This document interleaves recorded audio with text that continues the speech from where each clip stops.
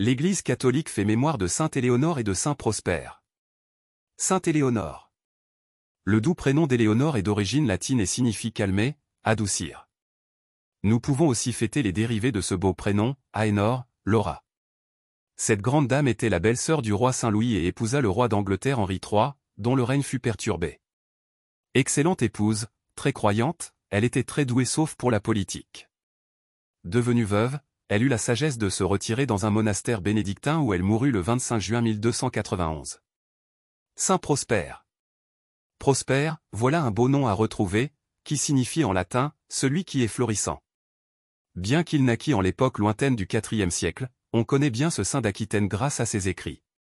Né à Limoges vers 390, il fera de solides études dans la célèbre abbaye Saint-Victor de Marseille. C'était un théologien et un laïc, référence importante pour notre temps. Son exemple n'est pourtant peut-être pas totalement à suivre, on rapporte que, étant marié, et on pense, sans enfant, il incita son épouse à entrer dans la vie religieuse, pendant que lui-même entrait au monastère. Prosper se trouve à Marseille quand éclate ce qu'on appelle la controverse semi-pélagienne, affirmant que le commencement du salut est l'œuvre de l'homme et non pas d'abord celle de la grâce de Dieu.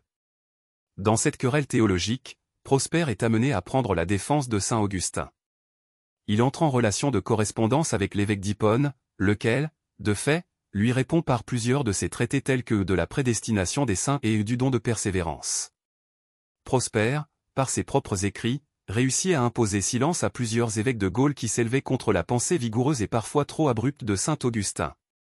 Par la suite, Prosper, qui porte le titre mérité de l'écrivain ecclésiastique, se fixera à Rome. Il y devient le secrétaire du pape Léon Ier et y termine sa vie laborieuse d'intellectuel chrétien vers 455. Parmi ses œuvres, on trouve une histoire universelle où il condense des écrits de saint Eusèbe et de saint Jérôme, un commentaire des psaumes et un ouvrage sur la vocation de tous les païens. Sainte Éléonore, saint Prosper, priez pour nous. Évangile. C'est à leurs fruits que vous les reconnaîtrez. Alléluia. Alléluia. Demeurez en moi, comme moi en vous, dit le Seigneur. Celui qui demeure en moi porte beaucoup de fruits. Alléluia. Évangile de Jésus-Christ selon saint Matthieu.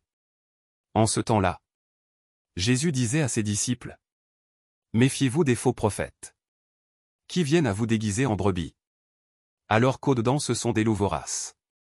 C'est à leurs fruits que vous les reconnaîtrez. Va-t-on cueillir du raisin sur des épines? Ou des figues sur des chardons?